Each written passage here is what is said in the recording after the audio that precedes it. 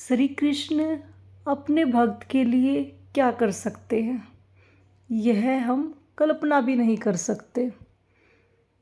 प्रसंग ध्यान से सुनिएगा, सच बोल रही हूँ, दिमाग हिल जाएगा।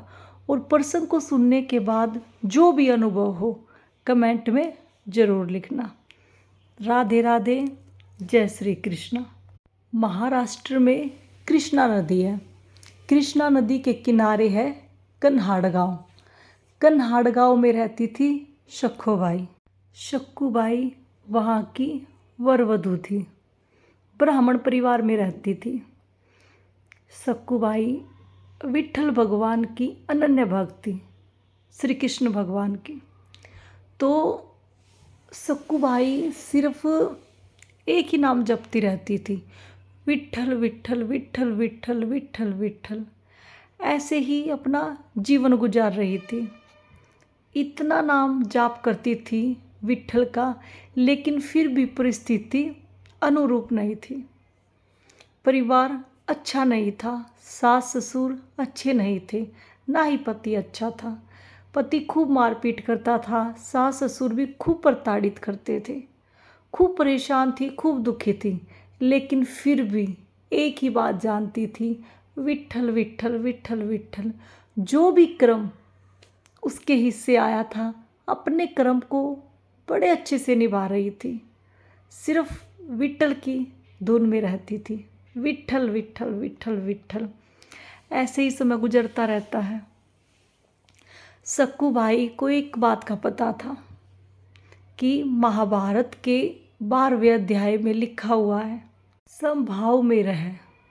इसलिए शक्खूबाई हमेशा समभाव में रहती थी, क्योंकि श्री कृष्ण ने स्वयं कहा है कि मेरे जो सच्चे भक्त होते हैं उसे दुख और सुख की परिस्थिति से कोई फर्क नहीं पड़ता है, वह समभाव में रहते हैं। श्री कृष्ण के सच्चे भक्त हर परिस्थिति में श्री कृष्ण के नाम का जाप करते हैं। तो शक्खूबाई भी जैसी भी परिस्थिति थी, सास ससुर बहुत प्रताड़ित करते थे, सहन से बाहर था, पति भी अच्छे नहीं थे, कितना मारते पीटते थे, लेकिन फिर भी समभाव में थी, आस में थी कि मेरा समय भी अच्छा आएगा। और ऐसे ही समय गुजारती रहती है।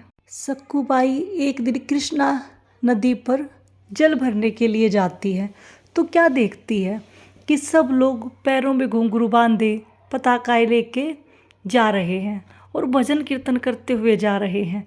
तो एक औरत से पूछा, बहन कहाँ जा रहे हो? तो उसने बताया, पंढरपुर जा रहे हैं। आषाढ़ मास की शुक्ल पक्ष की एकादशी है, पंडारनाथ भगवान के दर्शन के लिए जा रहे हैं। तो शक्खूबाई का बड़ा मन होता है कि मैं भी जाती हूँ। आज तक पूरा जीवन चला गया, कभी पंडारनाथ के दर्शन नहीं किए हैं। तो ऐसे ही शक्खूबाई वहीं पर अपनी मटकी को छोड़कर वहीं से चल देती है और एक औरत को बोल देती है कि मेरे घर संदेशा दे देना कि मैं पंडरीनाथ जा रही हूँ।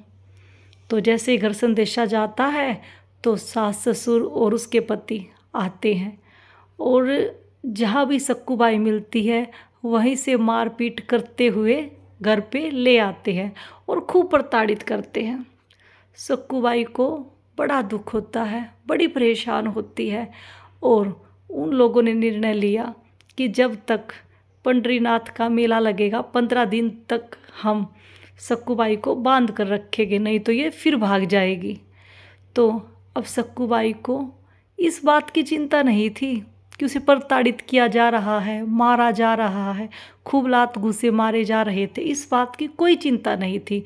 सिर्फ एक ही बात की चिंता थी कि मेरा पूरा जीवन निकल गया है, मैंने आज तक पंडरीनाथ के दर्शन नहीं किए हैं। इस बात से बहुत विचलित थी और मन में गुस्सा भी थी। तो श्री कृष्ण से कहती है, अपने विट्ठल से कहती है कि विट्ठल पूरा जीवन निकल गया है, मैंने तेरे सामने कभी भी ये नहीं कहा है कि मैं दुखी हूँ और ना ही कभी कुछ मांगा है। तो क्या तेरी भक्त होने के नाते मेरे हिस्से में इतनी भी खुशी नहीं है कि मैं आपके दर्शन कर सकूँ? तो इस बात पर बैकुंठ धाम में बैठे हुए श्री कृष्ण विचलित हो जाते हैं और वहाँ बैठे बैठे इतने विचलित थे कि वहाँ से चल देते हैं और एक औरत का रूप धारण करके चोरी छिपे से सक्कूबाई के घर में घुस जाते हैं और सक्कूबाई के पास आकर कहते हैं कि क्या बात है, पंढरीनाथ के दर्शन के लिए नहीं जाना है। सक्कूबाई के दिमाग में यह विचार नहीं था कि यह औरत कौन है, कहाँ से आई, मुझे क्यों पंढरीनाथ के पास भेजना चाहती है। उसके दिमाग में सिर्फ एक ही बात थी, उसे पंढरीनाथ के दर्शन करने हैं।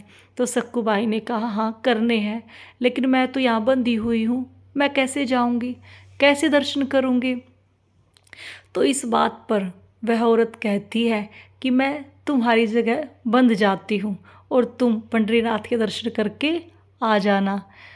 तो सक्कूबाई बड़ी खुश होती है और चोरी छिपे से वहाँ से निकल जाती है। और यहाँ हमारे श्री कृष्ण विट्ठल भगवान बंधे हुए हैं।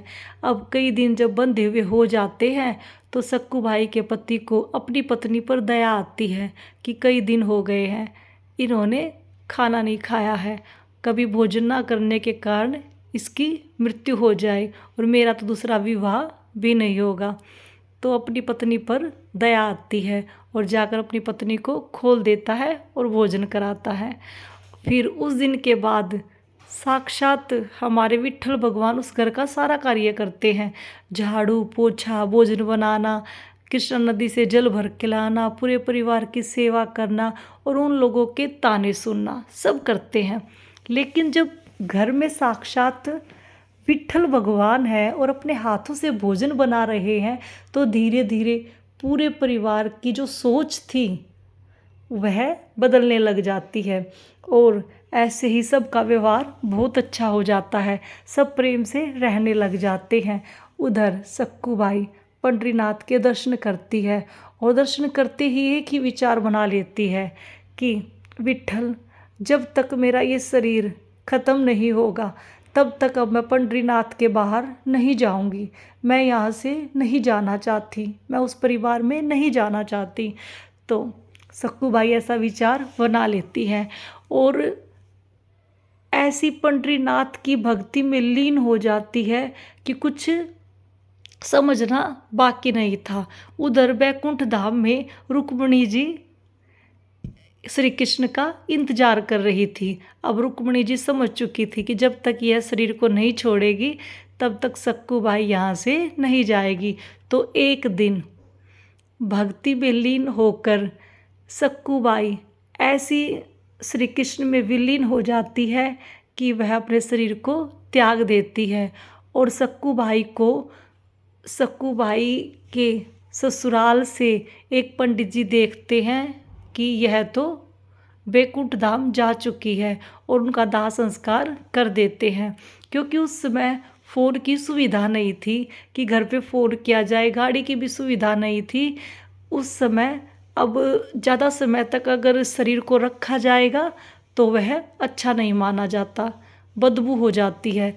तो अब सक्कूबाई के ससुराल से जो पंडित जी वहाँ थे उन्होंने उसका दाह संस्कार करा दिया और जैसे ही दाह संस्कार होता है तो रुक्मिणी जी आती है और उसको पुनर्जीवित करती है और कहती है कि सक्कूबाई, अब तुम जाओ, तुमने कहा था कि जब तक यह शरीर रहेगा मैं पंढरीनाथ के बाहर नहीं जाऊंगी, तो अब यह तुम्हारा शरीर नया है, वह शरीर तुम त्याग चुकी हो, अब तुम अपने घर जाओ, वहाँ सब कुछ अच्छा मिलेगा, सब ठीक मिलेगा, कोई चिंता नहीं है।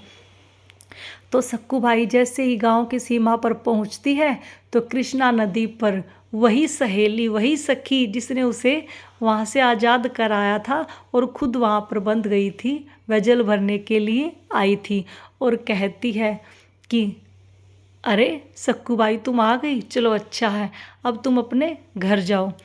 तो यह बात सुनकर सक्कूबाई वह मटकी जल की लेकर अपने घर जाती है तो क्या देखती है, सबके विचार एकदम से बदले हुए हैं, सब खुशी खुशी रह रहे हैं, कोई भी घर में झगड़ा नहीं है, कोई भी उसको प्रताड़ित नहीं कर रहा है।